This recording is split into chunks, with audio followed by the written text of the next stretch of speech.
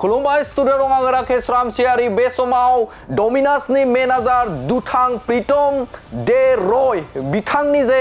गोख्रों बाथ्रा बुंनाय थामहिनबा बर' हारिखौ नेहाद हारि होननानै बाथ्रा बुंनाय आरो बर' हारिखौ आदिबासी हारि बुंनाय आरो गोबां गाज्रि बर' हारिनि बेरेखा बाथ्रा बुंनायखौ लानानै दुलाराय बर' फरायसा आफादनि आफादगिरि दिपेन बर'आ गनायना लानो हायाखै बिथां जे निमाहा बिनाय थामहिनबा डमिन'सनि मेनेजार प्रीतम दे रय दुथाङा जे निमाहा बिनाय बे निमाहा बिनायखौ दुलाराय बर' फरायसा आफादनि जे आफादगिरि दिपेन बर'आ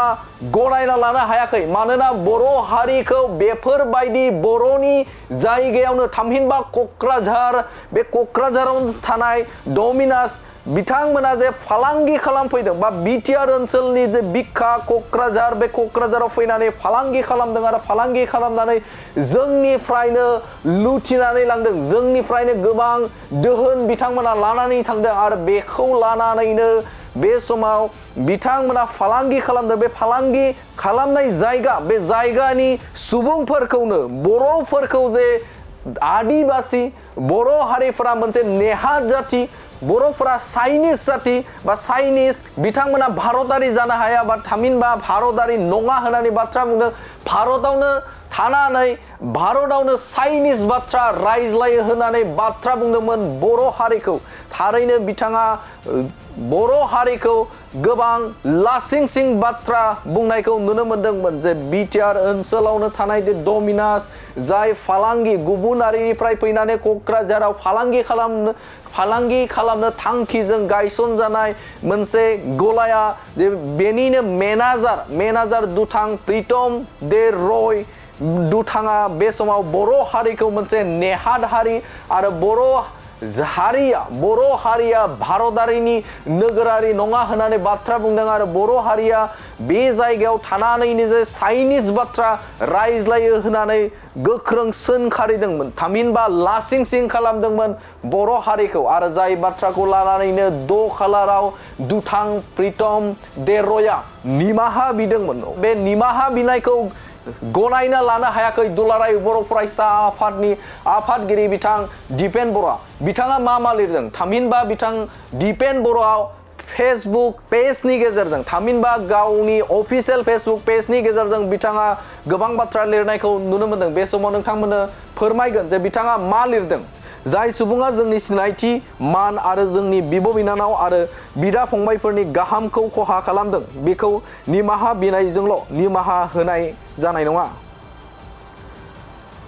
एफआइआर रेबथुमनायनि उनावबो सोमोन्दो गोनां नायबिजिरग्रा मावख'गिरिया आयेनारि राहा लाबानो डमिन'स क'क्राझारखौ मदद होनाय नुनो मोनदों बेबायदि मावख'गिरिनिफ्राय जों माबोरै न्याय मिजिंथिनो हायो जों गावनि जायगायाव नासयनाय आरो अनागारजों मोगा-मोगि जानांदों खुंथायनि थाखाय बेयो आयेन आरो खान्थिनि बाथ्रा जानो हागौ नाथाय जोंनि थाखाय बेयो जोंनि मान आरो सिनायथिनि बाथ्रा बेयो लाजिनांथाव आरो दुखुनांथाव बे बाथ्राखौ बुंदों बिथां दिपेन बर'आ नंगौ बे समाव बिथाङा गोख्रों बाथ्रा बुंनायखौ नुनो मोनदों जे दुथां प्रीतम दे रय बिथांनि जे बर'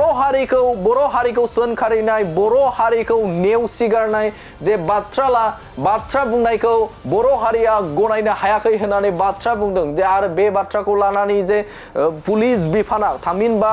मावख'गिरिफोरा एफआइआर होनाय बे एफआइआर होनायखौ लानानै गुरुत्व होनायखौ नुनो मोनाखै थामहिनबा बे बाथ्राखौ लानानै जे मावख'गिरिफोरा सांग्रां जायाखै जायनि थाखायनो दुलाराय बर' फरायसा आफादा लाजिनाय मोनदों थामहिनबा दिपेन बर'आ लाजिनाय मोनदों आरो बेखौ लानानैनो गनायना लानो हायाखै दुलाराय बर' फरायसा आफादनि आफादगिरि बिथां दिपेन बर'आ दानना बिथाङा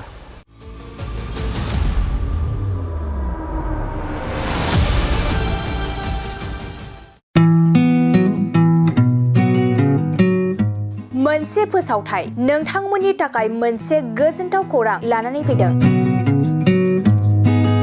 चिरां जिल्लानि सिङाव थानाय काजलगावनि सिफुं हटेलखौ गुवाहाटी नोगोरनि साखाथियाव थानाय सानसारियाव गोदानै मोनसे सिफुं हटेल ब्रान्च खुलिनाया नोंथांमोननि थाखाय गोजोनथाव खौरां लानानै फैदों। नोंथाङाबो जुदि गुवाहाटीयाव थायोब्ला एबा गुवाहाटी नोगोराव दावबायहैनाय समाव बर'नि दोरोङारि ओंख्रिखौ जानो लुबैयोब्ला गुवाहाटी नोगोरनि साखाथियाव थानाय सानसारियाव गोदानै बेखेवनाय सिफुं हटेलाव थांनानै जाहैनो हागोन। बे सिफुं हटेलाव नोंथाङा बाङाय बेसेनावनो बर'नि गोबां गुबुन गुबुन दोरोङारि जाग्रा ओंख्रिफोरखौ मोननो हागोन। अनला दाउ, सबाय दाउ, अमाजों नारजि, मैथा अमा, ना बाथोन, थारुन अमा आरो गोबां बायदि बायदि बर'नि ओंख्रिखौ बे बर'नि सिफुं हटेलाव मोननाय जायो। सोरबाफोर जुदि बे सिफुं हटेलाव बर'नि संनाय खावनायखौ जानो थाखाय सिगांग्रो अर्डार हरनोब्ला नैबे 9864747796 9954772037 जामबुं नम्बराव कल खालामनानै बुकिं खालामहरनो हागोन।